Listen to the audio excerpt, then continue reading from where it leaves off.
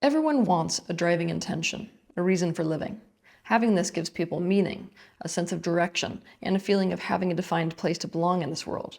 Because of this, people so badly want to find their purpose, and yet, at the very same time, so many people struggle to find their purpose. It begs the question, why is it that finding your purpose can be so hard? In this video, I'm going to outline the major factors that can make finding your purpose so hard. The cool thing is, knowing about these factors can actually bring you closer to your purpose.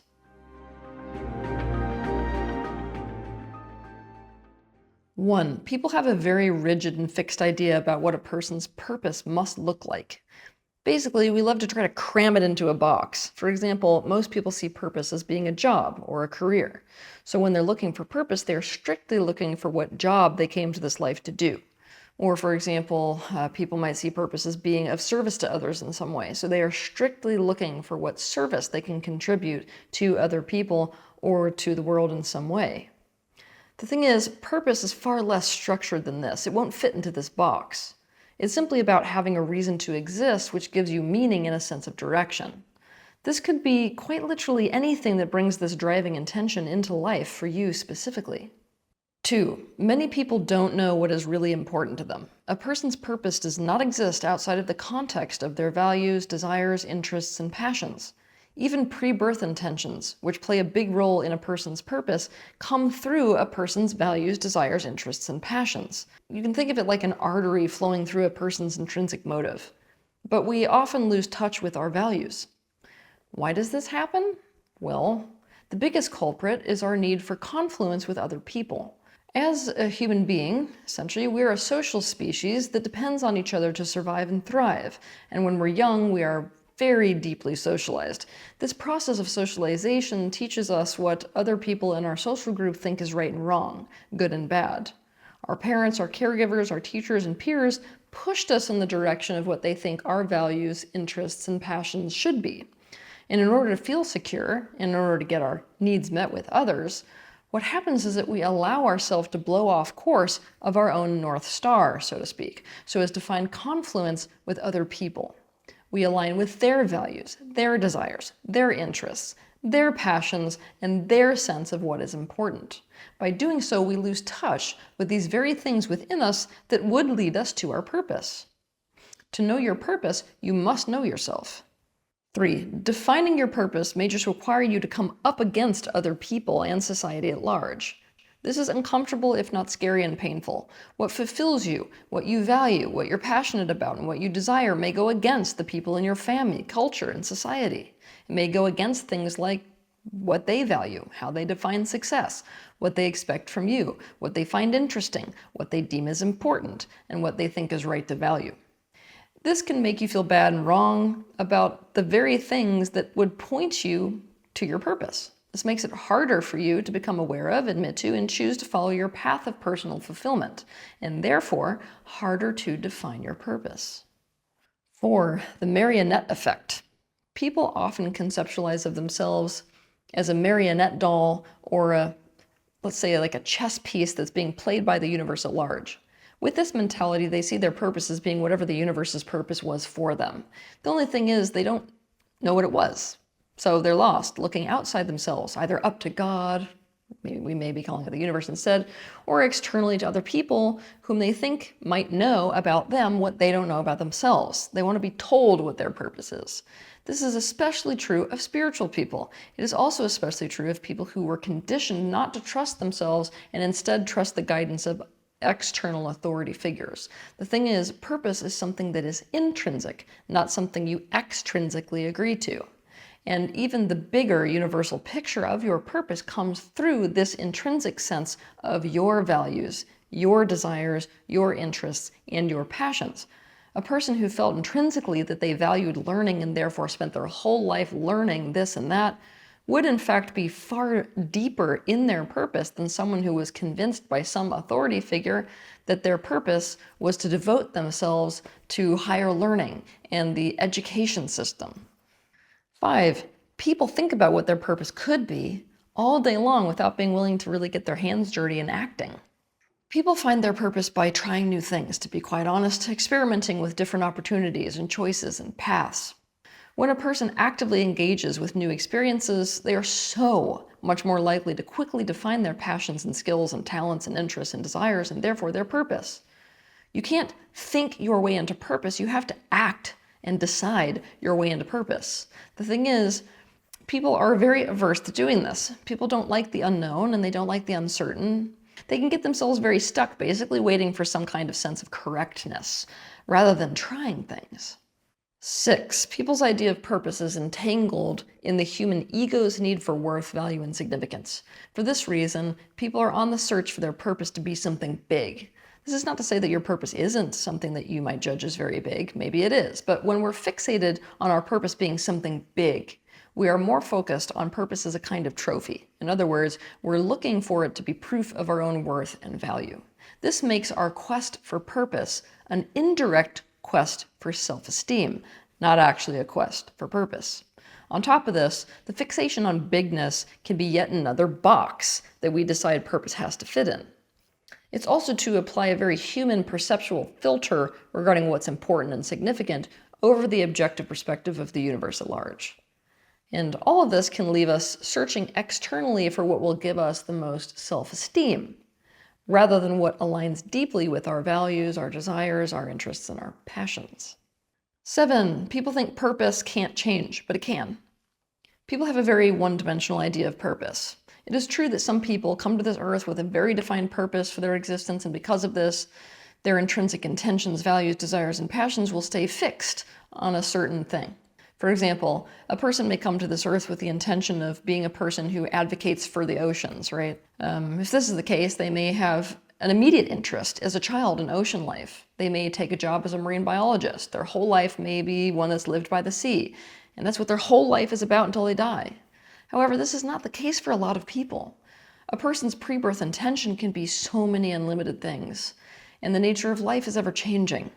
Over the course of a person's life, due to the ever-changing experiences they are having, they may change their sense of what matters most to them and what is most important to them. This changes the picture of their values. It changes the pictures of their desires, of their intentions, of what they find meaningful. Sometimes it changes their interests and it changes what they're passionate about. This change in their life, of course, is going to change their direction. It's going to change their priorities. It'll change everything. A person's purpose can change over the course of their life. In fact, some people choose specifically for this to be the case before coming into this life.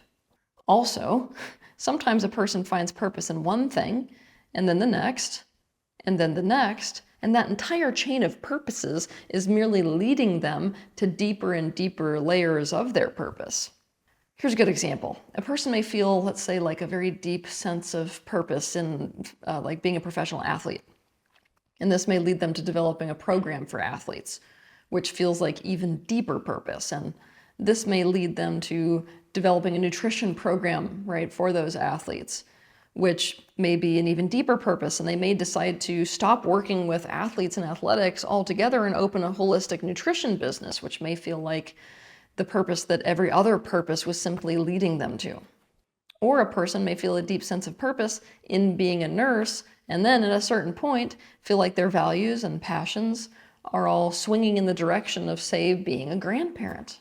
And so their purpose has shifted to being a grandparent. When we feel our purpose is only one thing and that it must be something so unquestionable and so solid and fixed that it never changes, we fail to follow the breadcrumbs of our passions, values, interests, and desires. Obviously, that makes it harder for us to stay in alignment with our purpose. 8, paralysis and lostness caused by searching for the perfect purpose. Hidden behind this behavior, of course, is the fear of failure and getting it wrong. Many people imagine how having a purpose should feel, like that major aha moment that they have found their absolute and perfect purpose. They've gotten it right. But a sense of purpose does not show up like this. Needing to get it right causes people to go into this over-analysis, constantly searching for that aha feeling, which they won't get if they're going about it that way. And so this causes a mental exhaustion as well as doubt. This, coupled with the terror of failing or getting it wrong, leads to decision and action paralysis. This is very different than the actual feeling of purpose, which is about a sense of intention and meaning and reason in what you are putting your energy into, because it is aligned with your values. 9, we often overlook what pours forth from us naturally. Purpose is a lot about what we offer and give naturally. It's inherent in our skills and talents. What feels so natural and good for us to give that we would do it even if we didn't get anything in return for it, like money. We take these things for granted because they're usually something that comes so easy to us. Here's an example of what I mean. A man who worked in the financial services had a serious talent for sales. He found himself gravitating more and more toward helping his new employees learn how to sell. It took him forever to realize that he had a real gift to offer and something that was truly easy for him, which was communication. He finally realized that he felt most fulfilled when he was teaching people about effective communication. That was actually the part that he enjoyed about his work. Not, say, the status of working for the company that he worked for, not the sales itself, and definitely not the money managing. Communicating and teaching people to communicate effectively was his true calling, and it was staring him in the face the entire time.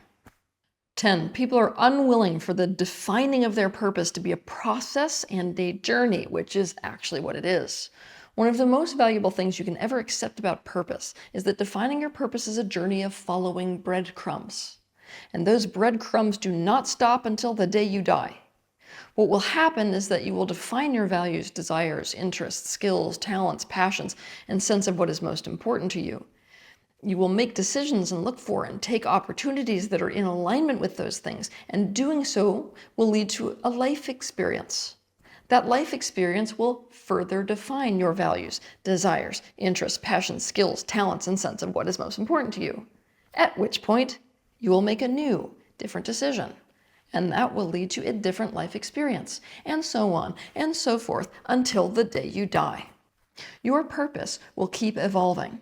This is true when your purpose seems to shift entirely from one thing to the other.